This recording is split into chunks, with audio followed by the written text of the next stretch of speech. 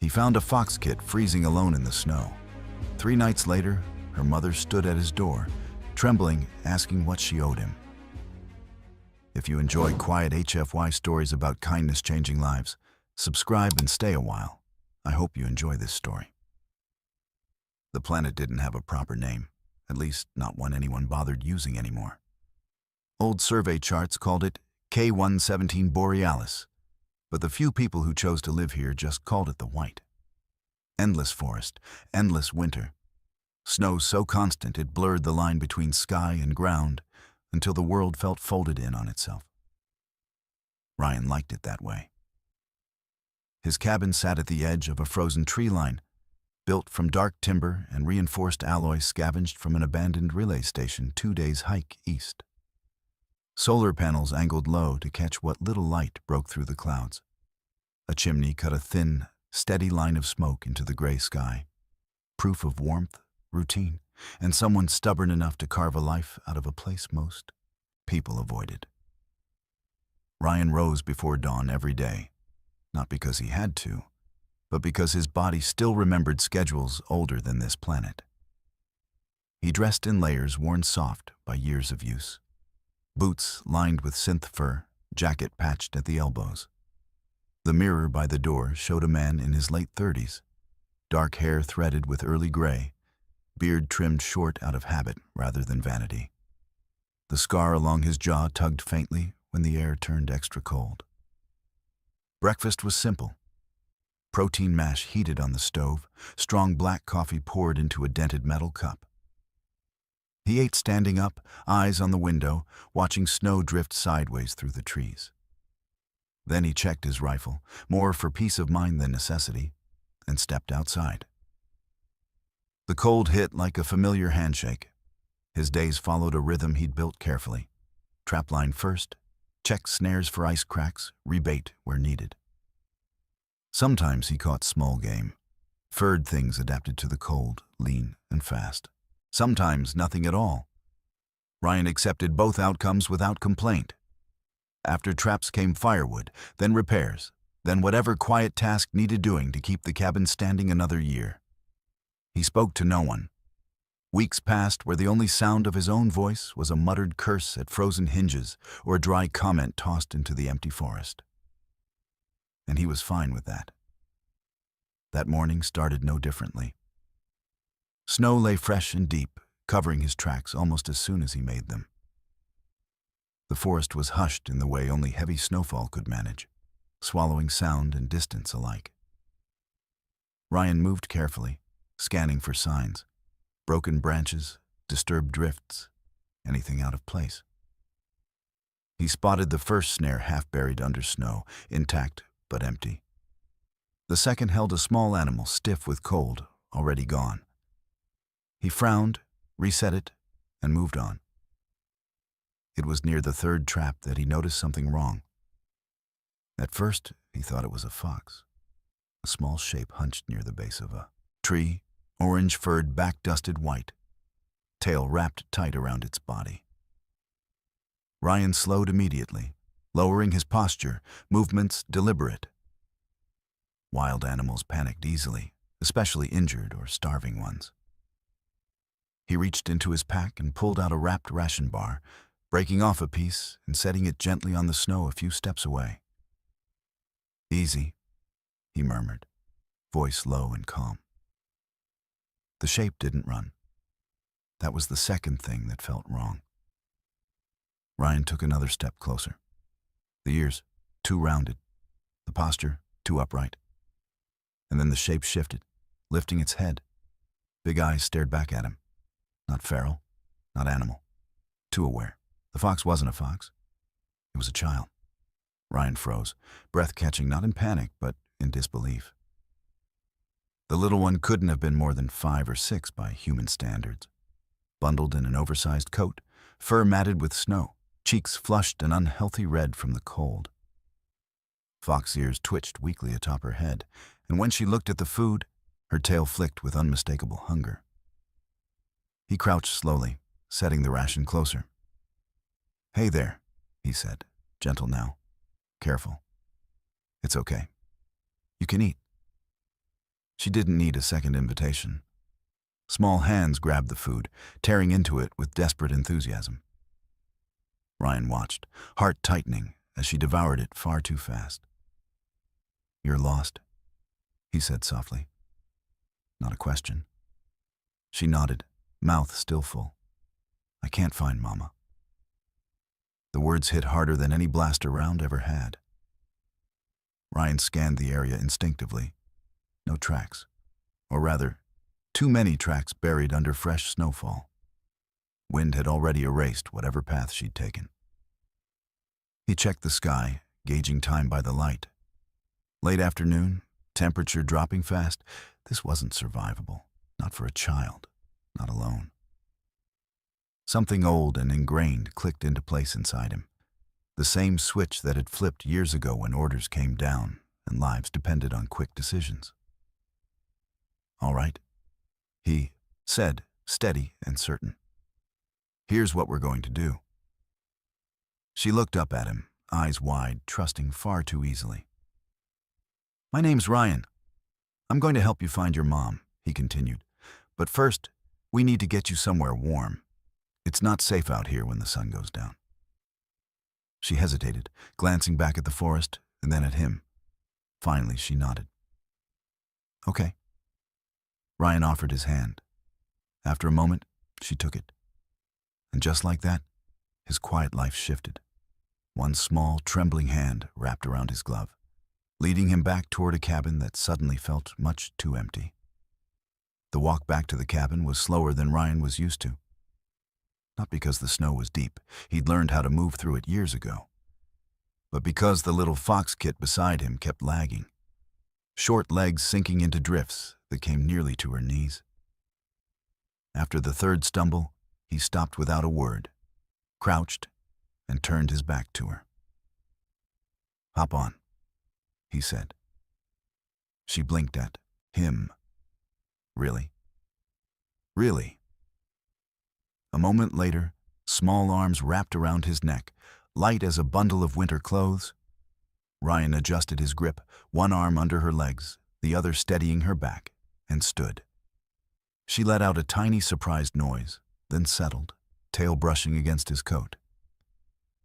"You're warm," she said, sounding genuinely impressed. "Occupational hazard," he replied dryly. She giggled at that, soft, breathy, the kind of laugh that felt almost out of place in the cold forest. Ryan found himself tightening his hold just a little as he walked. By the time the cabin came into view, dusk had begun to creep in, the pale light thinning between the trees. Ryan wasted no time once inside. He shrugged out of his jacket, guided her to the small chair near the stove, and immediately set about getting heat going stronger. The cabin filled with the low crackle of firewood and the hum of familiar routine. She sat very still, eyes following him as he moved. "What's your name?"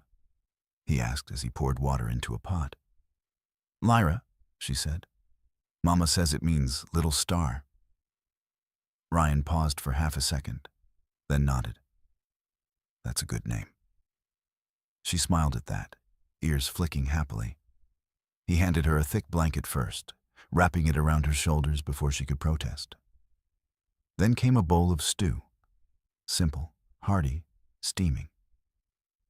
Lyra stared at it like it might disappear if she waited too long. "Careful," he warned gently. "It's hot." She nodded vigorously, then immediately burned her tongue and hissed. Ryan winced in sympathy. "Told you." Still, she kept eating, slower this time, clearly starving. Ryan leaned back against the counter, arms crossed, watching. Only once she'd finished nearly the entire bowl did the tightness in his chest ease a fraction. When she was done, her energy vanished all at once. She yawned so wide, her ears flattened, eyes glassy with exhaustion. "Mama usually sings," she murmured sleepily, clutching the blanket. Ryan hesitated. That was territory he wasn't equipped for. "I don't sing," he admitted. But you can rest here. I'll keep watch. That seemed to be enough. Within minutes, Lyra was asleep, curled on the chair like a little fox again, breathing slow and even. Ryan sat across from her, elbows on his knees, staring into the fire. The thoughts came whether he wanted them or not. What if he hadn't checked that trap line today? What if the storm had been worse? Nights on this planet were unforgiving. He'd seen grown men freeze solid in less time than Lyra had likely been out there. And predators, real ones, prowled deeper in the forest. He shut that line of thinking down hard. Tomorrow he'd search. He slept lightly that night, rising once to add wood to the fire, checking on Lyra every time. She didn't stir. Morning came pale and cold. When Ryan woke fully, he realized something warm and small was pressed against his chest. Lyra, sometime in the night, had climbed over and curled up on him, one hand gripping his shirt like an anchor. Ryan didn't move. He stared at the ceiling, a faint smile tugging at his mouth, and waited for her to wake, already planning routes, search patterns, and how far they could safely range. Because somewhere out there, Lyra's mother was missing, and Ryan intended to find her. They set out after breakfast. Ryan packed light, extra rations, thermal wraps, a locator beacon he hadn't powered on in years. Lyra bundled herself in layers far too big for her, sleeves swallowing her hands. She insisted on walking at first, chin lifted with determination, tail swaying with each step. "I can do it," she declared. "I know," Ryan said. "And if you get tired, you tell me. That's not quitting. That's being smart." She considered that very seriously, then nodded. The forest looked different in daylight. Less threatening, maybe. But Ryan knew better. Snow reflected light in ways that hid dips and roots, and the cold gnawed steadily at exposed skin. He kept their pace slow, stopping often, letting Lyra look around, sniff the air when she thought it might help. They called out as they walked. "Mama." Lyra's small voice echoed between the trees, hopeful every time. Ryan followed her lead. "Evelyn," he called. Lyra had told him that was the name of her mother last night, so he called voice deeper, carrying farther. "Evelyn, we're here." Nothing answered back but the wind. To keep her distracted, Ryan talked. About the traps, about how the trees here bent instead of breaking under snow, about how he'd learned to read weather by the way the birds vanished hours before a storm. At one point, Lyra looked up at him. "You're not scared out here." "I am," he said honestly. "I just don't let it drive." She frowned. "How?" Ryan smiled faintly. "I remember that being scared means I care." They walked until Lyra's steps grew, shorter, her breathing heavier. When she stumbled again, she didn't argue this time. Ryan lifted her easily, settling her against his shoulder. "You're really strong," she said. "Had practice," he replied. "Got lost once. Much worse place than this." Her ears perked. "You got lost?" "Sure did. Big place, bright lights, food everywhere." He snorted softly. "A supermarket." Lyra burst out laughing, sharp and delighted. "That's silly." "I was terrified," Ryan said. "Thought I'd never see my mom again. I cried, loud." She stared at him like he'd just admitted to being secretly small. "You don't look like you'd cry." "That's the trick," he said. "People grow. Fear doesn't always get smaller, but you get bigger around it." She was quiet after that, leaning into him, tail flicking slowly. They searched until the sun dipped low again, tracing wide loops, doubling back where Lyra thought she smelled something familiar, only to lose it again beneath fresh snowfall. By late afternoon, Ryan made the call. "We head back," he said gently. "Before dark." Lyra's shoulders slumped. "We didn't find her." "Not today," he agreed. "That doesn't mean we won't." She sniffed, blinking fast. Ryan stopped walking. He turned slightly so she could see his face. Hey, when I was lost, my mom didn't stop looking. Not once. Neither did I. Lyra studied him, searching for doubt. Finding none, she nodded and hugged his neck tight. Back at the cabin, warmth returned piece by piece. Boots by the door. Soup reheated. Lyra perched on the counter, swinging her legs while Ryan worked. That night, she fell asleep faster than before. Ryan sat long after, staring at the fire. Thoughts heavy but controlled. Somewhere out there, a mother was searching the same forest, likely fighting the same fears. Tomorrow, he'd widen the search.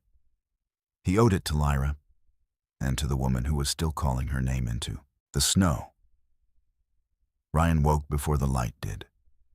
The cabin was still and cold at the edges, the fire down to a sleepy red glow that barely warmed the air. He lay there for a moment, listening. Old habit, the kind you never fully lose. Wind in the pine branches, the soft tick of wood settling, and then the smallest sound of all, Lyra's breathing, slow and even, right against him. She'd migrated again in the night, padding across the floor like a little ghost, until she found the safest place in the room. Ryan's chest, one ear pressed to his shirt, tail draped over his arm like a blanket she'd decided he needed too. He didn't move. Part of him wanted to. Part of him wanted to slide out from under her and start the day the way he always did. Quiet, efficient, alone. But Lyra was warm. Not physically. She was still chilled from living in a world made of frost. But warm in the way she made the cabin feel less empty. Like her small presence pushed back the silence the same way the fire pushed back the cold. Eventually, her eyes blinked open. She stared at him for a second, disoriented. Then her ears perked and she sat up, looking guilty. Sorry, she whispered. Ryan kept his face neutral, but his eyes softened. You sleepwalk? No, she said quickly. I just got cold. Makes sense, he said. Next time, steal the blanket instead of me. Lyra giggled, then patted his chest as if deciding he was acceptable as a blanket. You're bigger. Ryan snorted, swung his legs out of bed, and stood. Breakfast first, then we look. Lyra slid off after him, following him like a shadow while he moved through the morning routine. He kept it steady on purpose. The more normal he acted, the more normal she'd feel. The more normal she felt, the less fear had space to grow. He made oat mash sweetened with the last of his dried berries. Lyra ate with both hands, messy and enthusiastic. When he handed her a warm drink, more tea than cocoa, because this wasn't a place that offered luxuries, she wrapped her fingers around the cup like it was sacred. Today's the day, she declared, ears up, voice bright. Ryan wanted to believe her. Could be, he said, calm. We do the work and we let the rest happen. She nodded like that made perfect sense.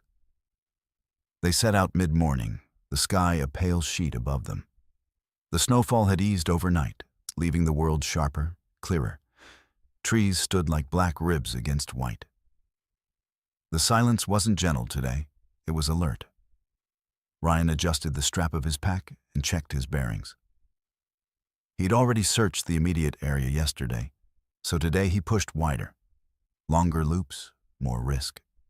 He made mental notes of landmarks, a split boulder shaped like a tooth, a fallen tree half buried in drift, a creek that hadn't fully frozen because something warm seeped up from deep underground. Lyra kept up as long as she could, trotting beside him with determination. Every so often she'd pause, sniff the air, then call out, "Mama!" The sound rang out, bright against the forest hush.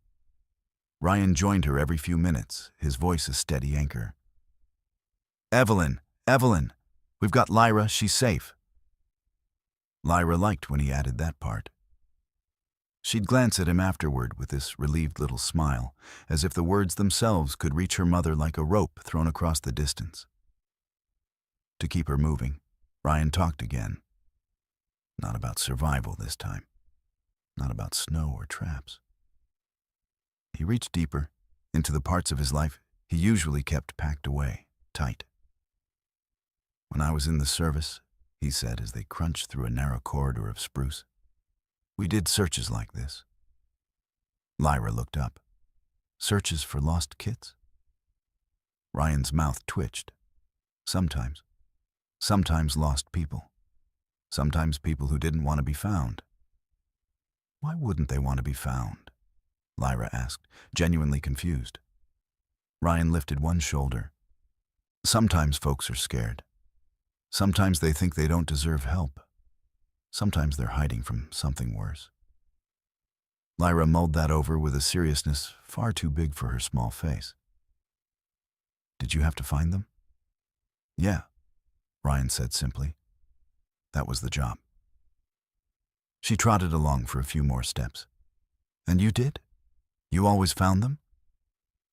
Ryan's boots kept moving, but something inside him stalled. The question was innocent. It was the kind of question a child asked when she believed the world made sense. When she believed the story always ended with the person being carried home safe, wrapped in blankets, fed warm food. Ryan's mind flashed, fast and unwanted, with images he hadn't asked for. A ravine choked with ice where they'd found only a torn pack and a broken radio. A mountainside where the beacon led them to a body half buried, face turned toward the sky like it had been waiting for rescue that came too late. A night operation where they'd found someone alive. Yes, alive, but broken in ways that never fully healed. His hands tightened on his pack strap. Lyra was watching him. Her big eyes held nothing but trust. Ryan forced his breath to steady, pushed the memories back down where they belonged, and made his voice warm. Yes, he said. We always found them. Lyra's face lit up like sunrise. See? Then we'll find Mama today. Ryan nodded, smiling because she needed him to. That's the spirit. They kept moving. Lyra called again, louder. Mama, Mama, Ryan echoed. Evelyn! As they walked, he did the math in his head without meaning to. Cold exposure, unknown supplies, potential injury. If Evelyn was out there alone, she could last longer than Lyra had. Adult body, better instincts, likely better gear. But the planet didn't care about likelihood. It cared about temperature and time. 48 hours. In the old days, in other places, they'd say the same thing quietly to each other. After 2 days, you stop hoping. You start preparing. Searches after that were often different. Ryan swallowed hard and shoved the thought away. Not now. Not with Lyra's cheek pressed briefly to his arm as she walked. Not with her voice still brave and bright. He focused on what he could control, their pace, their warmth, their morale. He told her stories as the day went on, safe ones, lighter ones, about a guy in his unit who could never find his own boots but somehow always found the missing radio. About another who tried to cook field pancakes and nearly burned down a tent. Lyra laughed at the parts she understood and laughed anyway at the parts she didn't, because Ryan's deadpan delivery made everything sound funnier. At noon, they took shelter beneath a thick branch canopy and ate.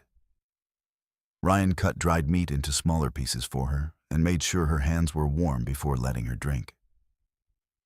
You're really good at helping, Lyra said around a bite. Ryan shrugged. You're really good at not giving up. She puffed her cheeks proudly, because Mama would be sad. Ryan looked out at the forest, eyes narrowing. Yeah, he murmured. She would. Afternoon stretched on. The light shifted, lengthening shadows. The cold sharpened again, biting at exposed skin. Lyra slowed, exhaustion creeping in despite her determination. Ryan watched her stumble twice in 10 minutes. The third time, he didn't wait. All right, he said, stopping. Up. Lyra didn't protest. She clambered into his arms with a little sigh, resting her head against his chest. Her ears drooped in tired apology. "You did good," Ryan told her. "Proud of you." Her voice was muffled against his jacket. "We gonna go home again?" "We might have to," Ryan admitted, glancing at the sky. It was darker now, the sun sinking behind heavy clouds. In another hour, the forest would be dangerous. In 2, it would be lethal. Ryan adjusted his grip and started angling back toward the cabin, already running through tomorrow's plan. Wider still, maybe east, toward the abandoned relay. Maybe higher ground to call out farther. Maybe use the beacon, despite his dislike of broadcasting. He was opening his mouth to tell Lyra they'd try again in the morning, to keep her spirits from cracking at the edge of disappointment, when Lyra suddenly lifted her head. Her ears snapped upright. Her whole body went tense in his arms, like a hunting dog catching scent. Ryan stopped mid-step. "What is it?" Lyra's eyes went wide, not with fear, with sudden, electric hope. She wriggled, nose twitching rapidly. I smell her," she blurted, voice bubbling with excitement. "I smell Mama." Ryan's heart slammed once, hard. He turned slowly, scanning the trees as Lyra wiggled in his arms, tail flicking like a flag. "Are you sure?" he asked, keeping his voice steady even as everything inside him surged. Lyra nodded, fiercely, sniffing again, nose pointed toward the deeper brush ahead. "Yes," she squealed. "Mama's close. She's close." Ryan didn't move right away. Lyra's words hung in the cold air between them, fragile and electric all at once. "I smell her." Hope was dangerous that way, too fast, too sharp. But he couldn't stop it from blooming in his chest. He steadied his breathing and asked the first thing that mattered. "If you can smell her," he said carefully, "does that mean she can smell us?" Lyra nodded so hard her ears bounced. "Uh-huh. Mama's nose is way better than mine." Relief washed through him, slow and heavy. Good. That meant this wasn't a one-sided miracle. That meant Evelyn wasn't wandering blind. Ryan's mind kicked into motion, running options out of instinct. If she could smell them, he could help, make it easier. Fire smoke would carry far. Rations had a strong scent, too.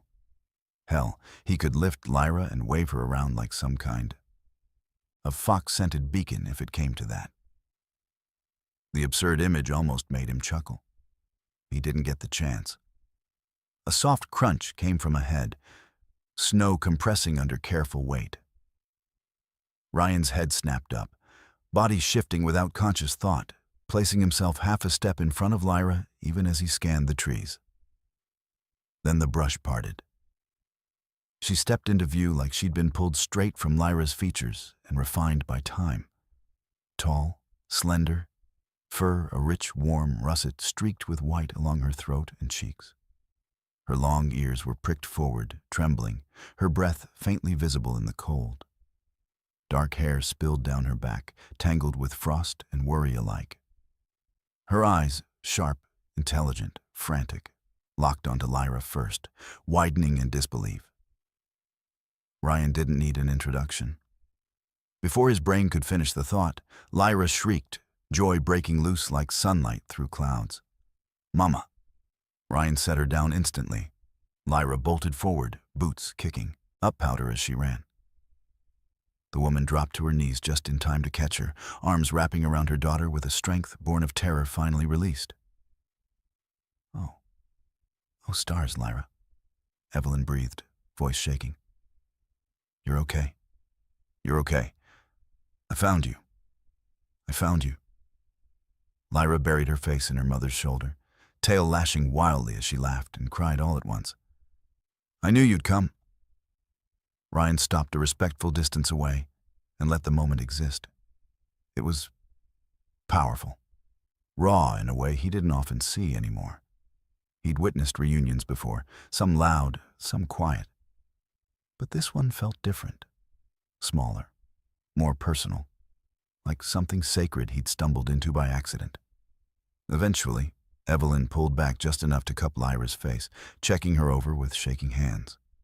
No blood, no frostbite, just exhaustion and cold. Only then did her gaze lift.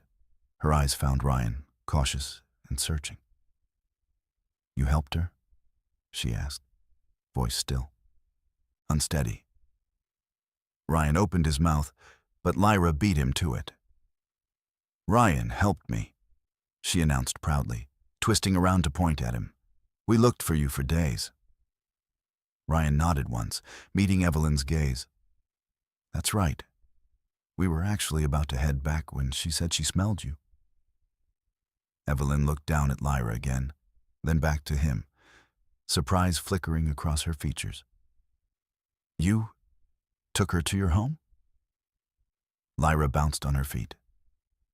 "Yes, it's warm and safe, and he makes really yummy hot food."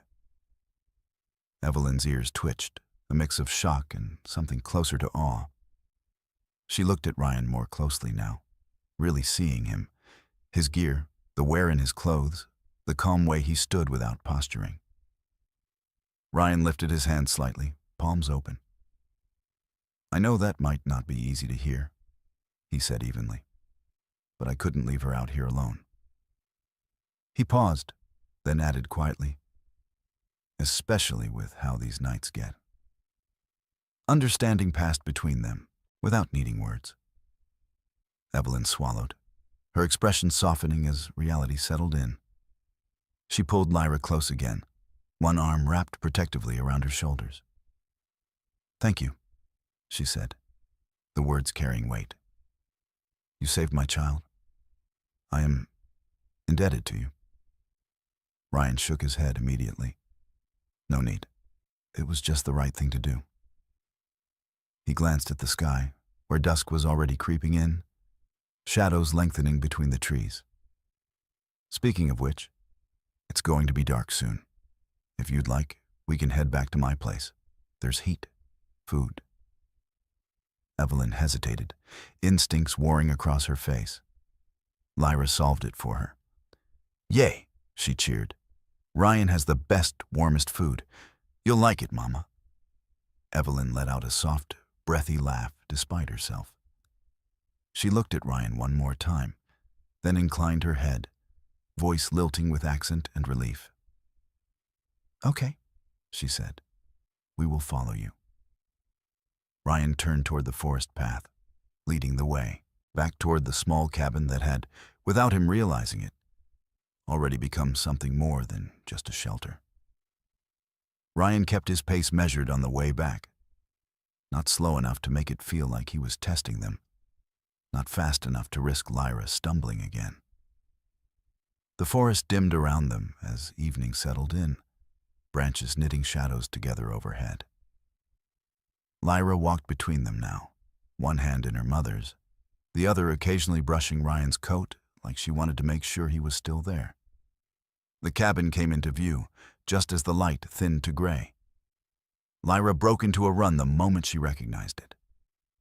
"Home," she declared, bursting through the door the second Ryan unlocked it, as if she'd lived there for years instead of days. Ryan followed, ushering Evelyn in behind him. Warmth rushed out to meet them. Firelight painted the small space in amber and gold, the crackle of the stove filling the quiet. Lyra immediately kicked off her boots, dumped her coat by the door, and climbed onto the familiar chair near the fire with a contented sigh.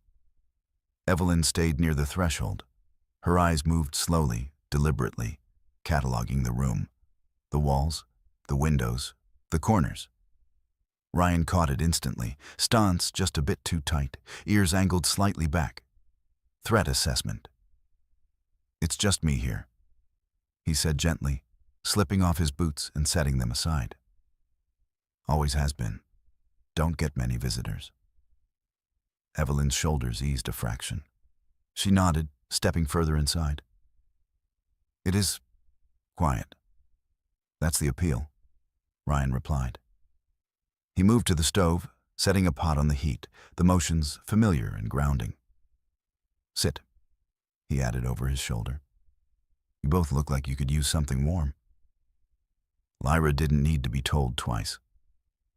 Evelyn hesitated another second, then joined her, smoothing Lyra's fur with absent strokes as Ryan worked. When the stew was ready, he ladled it out, the rich scent filling the room. Evelyn took her first bite slowly, and then froze, eyes closing briefly. Ryan pretended not to notice. She ate with the focus of someone who hadn't had a proper meal in far too long. Lyra, already halfway asleep, slumped sideways, bowl abandoned after a few determined spoonfuls. Evelyn watched her with a soft, aching expression. "I lost her when the storm shifted," she said quietly, as if continuing a thought she'd been holding in all day. "We were gathering bark near the river. The wind changed faster than expected. Visibility dropped to nothing." She swallowed. "I told her to wait while I secured our packs. I was gone less than a minute. When I turned back, she was gone." Ryan listened without interrupting. "I searched the riverbank first," Evelyn continued. "Then the tree line. I thought I heard her calling, but the wind played tricks on me. By the time the snow fell hard, I couldn't track anything." Her voice wavered, then steadied again. "I didn't stop looking." Ryan nodded once. "I figured." She glanced at him. "You understand?" "I do," he said. "More than I'd like." Her gaze flicked to Lyra, now fully asleep, head tipped back, mouth slightly open. Ryan followed her look. "She crashed like that every night," he said softly. "Wouldn't have made it out there much longer." Evelyn closed her eyes, breath shuddering once. She didn't finish the thought she'd started, and Ryan didn't make her.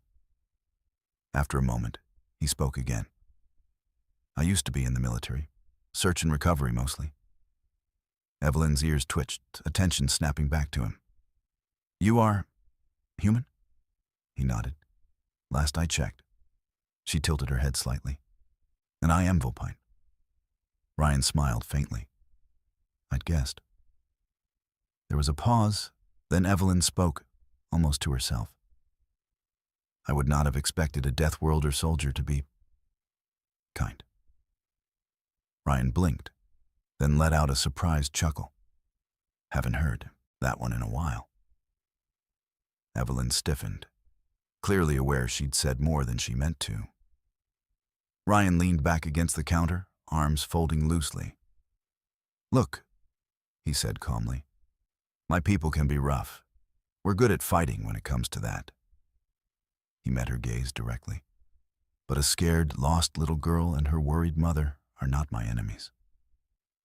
Evelyn studied him for a long moment. Then she dipped her head slightly. "I am sorry," she said quietly. Ryan shrugged. "You don't owe me an apology." The tension drained from the room, replaced by something warmer. Not trust yet, but the beginning of it. Outside, the wind howled against the cabin walls. Inside, Lyra slept safely, and two strangers sat across from each other, no longer quite strangers at all. Night settled in gently after that. The fire burned low, casting long shadows across the cabin walls. Evelyn sat awake long after Lyra had fallen asleep, her daughter curled safely beneath a heavy blanket Ryan had added without being asked. She watched the steady rise and fall of Lyra's chest, as if afraid the sight might vanish if she blinked too long. Ryan noticed. He didn't comment. He simply poured another cup of hot cocoa, slid it across the small table toward Evelyn, and took a seat opposite her.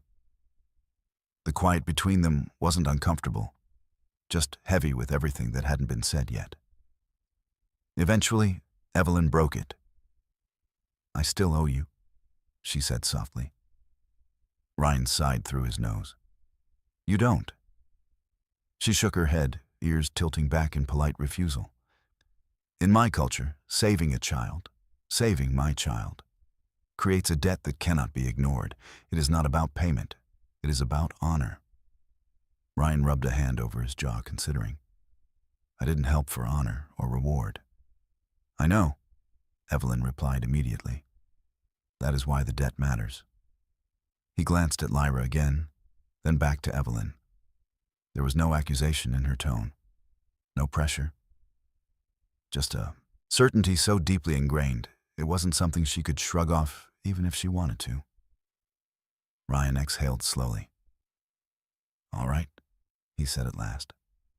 If it matters to you that much, we'll call it even another way. Her ears perked. Yes? He gestured vaguely toward the door.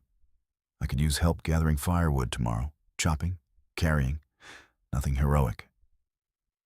Evelyn's face lit with relief, the tension easing from her shoulders like a knot finally loosened. I would be glad to help. Ryan almost smiled. Morning came quieter than the days before. No frantic searching, no dread clawing at the edges of every thought. Just routine again, altered, but familiar enough to feel grounding. Evelyn proved herself useful immediately. She moved through the forest with ease, identifying fallen branches before Ryan spotted them, lifting heavier loads than her slender frame suggested she could manage. They worked side by side without much talking at first, the rhythm of shared labor filling the space words usually occupied. When Lyra joined them later, bundled up and chattering, Ryan realized something unexpected. He wasn't counting the hours anymore. The days that followed blurred together in a way that surprised him. Evelyn insisted on helping with everything, repairing the roof, stacking wood, even checking traps, though Ryan kept Lyra well away from those. At first, he told himself he was just humoring her, respecting her customs. But somewhere between shared meals and quiet conversations by the fire, he admitted the truth. He liked the company.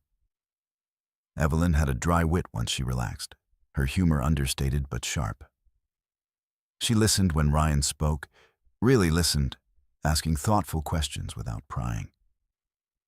Lyra, meanwhile, treated the cabin like it had always been hers, unknowingly weaving herself between the two adults like a thread pulling something new together. When Evelyn mentioned casually one evening that they would likely need to leave, soon, return to her people once Lyra had fully recovered, Ryan felt it before he could hide it. A tightness in his chest, a flicker of something dangerously close to loss. Evelyn noticed. You would miss us, she said, not accusing, just observing. Ryan didn't bother denying it. Yeah, he admitted, I would. She hesitated, then said carefully, we could stay, if you would want that. The cabin felt very small in that moment. Ryan met her gaze. I would. They didn't define it beyond that. Didn't need to. Life simply continued. The next morning, Lyra declared, without consulting either adult, that they were having breakfast together every day now. She dragged a chair between Ryan's and her mother's, plopping herself down with absolute authority, tail flicking smugly as if she'd arranged something important. You sit here, she told Ryan, patting the table. Then she pointed at Evelyn. And Mama sits there. That's better. Ryan raised an eyebrow. Better how? Lyra shrugged. Just better.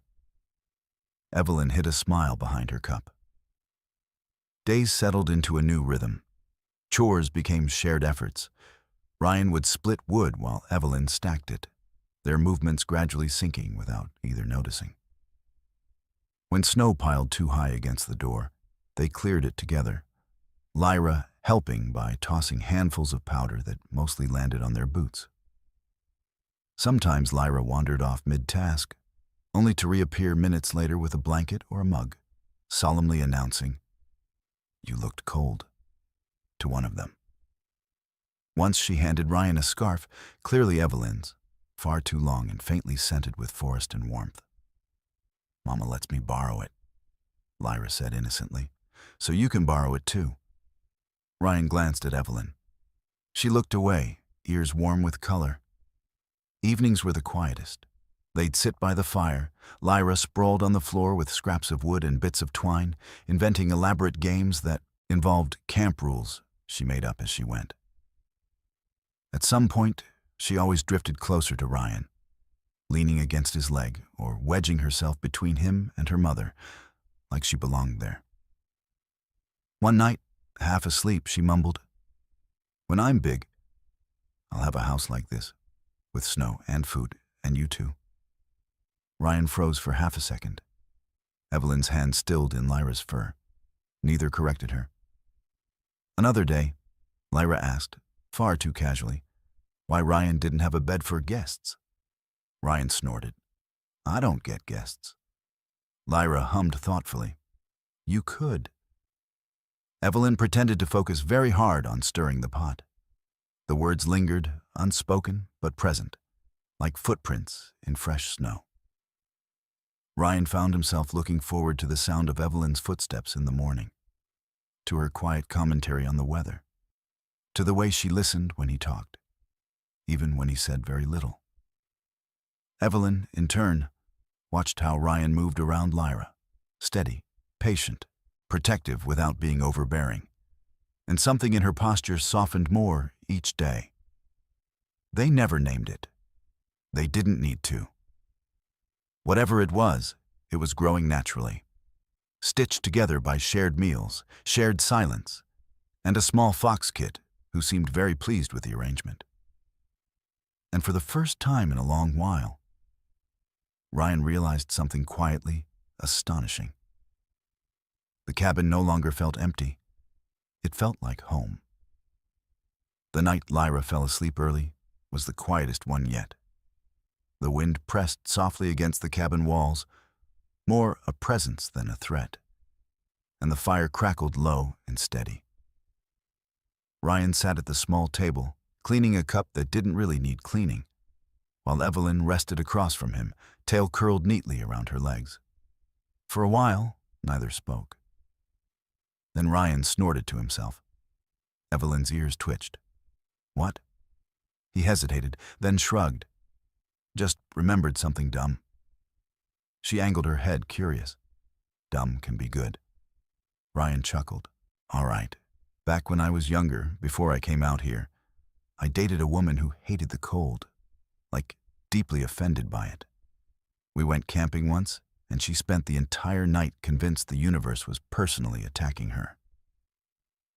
Evelyn smiled. "Did she survive?" "Barely," he said dryly. "She made me promise never to take her anywhere without central heating again.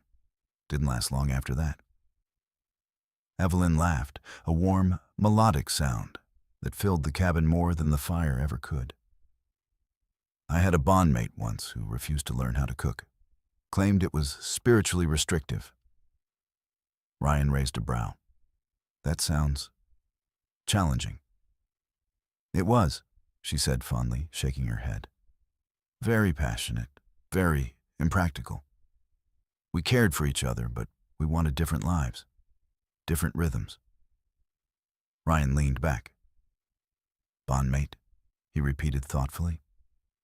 "You've mentioned that before. What does it really mean?" Evelyn considered him for a moment before answering. "It is meant to be a life bond, not just romance. Shared time, shared effort, doing small things together, choosing each other even in quiet moments." She gestured around the cabin. "Cooking, walking, caring for a child, enjoying life as it is." Ryan blinked. The words landed before he could stop them. "Isn't that what we do?" Silence. Evelyn's face went crimson instantly, ears flattening in surprise. Ryan felt the realization hit him like a delayed impact. Wait," he stammered, hands lifting. "I didn't mean, I just meant we act like, not like that, just..." The more he spoke, the worse it got. Evelyn covered her mouth, laughter slipping through despite the blush. "Ryan," she said gently. He stopped. "Yes," she admitted quietly. "We do act as bondmates." That shut him up properly. He stared at the table for a second, then looked back up at her. Is that a bad thing? Evelyn shook her head. No, I actually quite like it. Ryan let out a breath he hadn't realized he'd been holding. Good, he said softly. Me too. For a moment, neither moved. Then Evelyn reached out, resting her hand over his. They didn't say anything else. They didn't need to. But the air between them had changed, subtly, unmistakably, like a door left ajar to something neither of them was quite ready to name. The days that followed slipped into place so naturally that Ryan almost missed the moment when routine became attachment. Mornings began with shared breakfasts, Lyra insisting on pouring drinks she wasn't quite coordinated enough to handle, Evelyn laughing softly as she guided her daughter's hands, Ryan pretending not to notice when his cup ended up slightly sweeter than intended. Chores became communal events rather than solitary obligations. Firewood gathered faster. Repairs felt lighter. Even the long silences carried comfort instead of weight. Apashan, night. Lyra fell asleep between them more often than not. Sometimes it was on the rug by the fire, her tail twitching in dreams. Other times she migrated halfway through the night, wedging herself wherever she decided warmth lived best. Ryan would wake to find Evelyn already awake, watching Lyra with that same quiet vigilance she'd never quite let go of. They talked more now. Not about debts, not about what came next, just about things. Evelyn spoke of her people, how they valued shared time over grand gestures, how life bonds were woven through ordinary days rather than ceremonies. Ryan told her about his years after the military, about choosing isolation not because he hated people, but because he needed quiet to hear himself think again. You don't feel lonely, Evelyn observed one evening as they sat shoulder to shoulder, mending a tear in one of Lyra's coats. Ryan considered it. I didn't, he said honestly. Not before. Evelyn nodded, as if that answer mattered. The moment itself came quietly. It was late afternoon, the sky pale and calm, snow drifting lazily instead of howling. Lyra had finally worn herself out trying to help shovel, and had fallen asleep on the bench outside, bundled and content. Ryan lifted her easily, carrying her inside and settling her down near the fire. When he turned back, Evelyn was watching him with an expression he couldn't quite place. What? He asked. She shook her head. Nothing. Just noticing. Ryan felt something warm and unfamiliar spread through his chest. He stepped closer, not thinking much of it at first. They stood there, close enough that he could feel the faint heat from her fur, smell the forest clinging to her. You know, he said lightly, if Lyra keeps this up, she's going to decide where we all sleep next. Evelyn smiled. She already has. Their eyes met. The space between them felt charged, not tense, but full, like something waiting, patiently. Ryan cleared his throat. About what we said the other night, acting like bondmates. Evelyn's ears tilted, attentive. Yes? I just want to be clear, he said carefully. I'm not confused about it anymore. She didn't interrupt. I care about you, Ryan continued. About Lyra. And I don't want to pretend that's something smaller than it is. Evelyn's breath caught, not sharply, but enough that he noticed. She stepped closer, her voice barely above a whisper. Neither do I. That was all it took. Ryan leaned in slowly, giving her every chance to pull away. She didn't. When their lips met, it was gentle at first, testing, confirming. Then she smiled against his mouth, and the kiss deepened, warm and sure, filled with relief rather than urgency. When they finally parted, Evelyn rested her forehead against his. I was wondering when you would do that. Ryan laughed softly. didn't want to rush. "I am glad you didn't," she said, "but I am also glad you did." Inside, Lyra slept peacefully, unaware of the moment that quietly reshaped her world. Outside, the winter held steady, but for the first time, Ryan felt certain that whatever came next, they wouldn't be facing it alone. Winter didn't loosen its grip on the forest, but life did. The days grew brighter in small, almost imperceptible ways. Ryan noticed it first in the mornings, waking to the sound of movement that wasn't his own. Evelyn humming softly while she prepared breakfast. Lyra padding around in thick socks, narrating her plans for the day as if the cabin itself needed briefing. The cabin changed, too. Extra blankets appeared. A second mug claimed permanent space by the stove. Evelyn reorganized the shelves, not out of criticism, but habit, bringing a quiet order that felt less like intrusion and more like care. Ryan never stopped her. They didn't rush anything.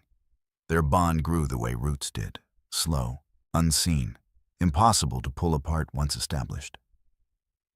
Some days were filled with work and laughter. Others were quieter, spent reading by the fire or watching snowfall through the window. Lyra curled between them like a living bridge. Ryan found himself teaching again. Not survival tactics this time, but patience. How to sharpen tools safely. How to listen to the forest. Evelyn taught him in return how to read subtle weather shifts, how her people marked time by shared meals rather than calendars. And Lyra learned simply by being there. She grew louder, happier, safer. At some point, Evelyn stopped referring to their stay as temporary. When spring finally hinted at its approach, thin sunlight cutting sharper through the trees, Ryan asked the question that mattered most, though by then he already knew the answer. "You staying?" he asked one morning, casual but hopeful. Evelyn didn't hesitate. "Yes." She reached for his hand then, openly, without embarrassment. Lyra cheered from the table like she'd been waiting for confirmation of something she'd always assumed. The future unfolded quietly after that. Evelyn and Ryan shared the cabin fully now, not just space, but life. Lyra called it their home without thinking twice. Plans formed naturally, expanding the cabin before next winter, establishing safer paths through the forest, maybe even welcoming others someday. But no matter how far ahead Ryan looked, his mind always returned to that one moment. A snow-covered forest, a small shape hunched beneath a tree. A child who wasn't a fox, but wasn't human either. Cold, lost, and brave enough to accept help from a stranger. One choice. One step closer instead of turning away. Ryan watched Evelyn and Lyra outside one evening, laughter echoing faintly through the trees, and understood something simple and profound. He hadn't been looking for a family. He'd just done the right thing. And somehow, that had been enough to change everything. If this quiet act of kindness meant something to you, subscribe and stay. There are more stories like this waiting.